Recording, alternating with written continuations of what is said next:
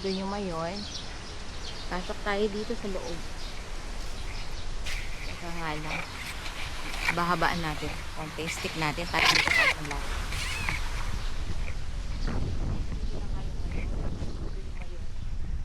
Ito yung church.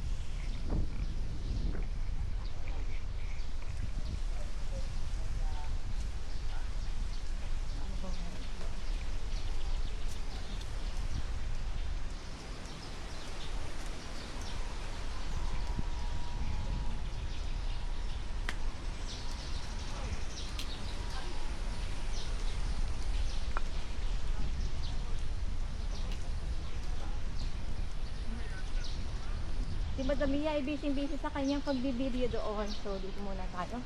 Let's take a look what is inside here. So, meron dito fish pan. Swimming pool. Something. Okay. Hindi ko naman parang kumbayan to. Ano yung swimming pool? Kasi hindi lang na dito. Parang fish pan doon. Ang ganda pa naman sana niya. So, dito mga bato.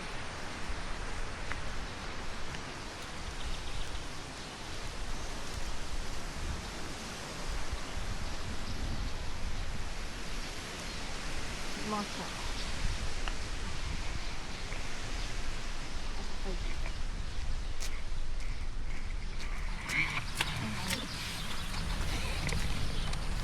Madam Mia, pasyal ka dito sa loob. Pwede nang palang mamasyal-masyal.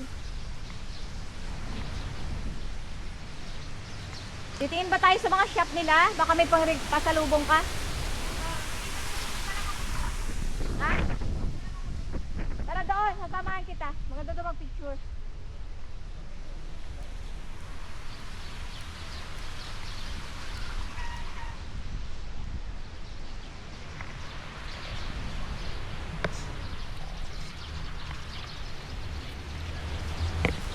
Okay.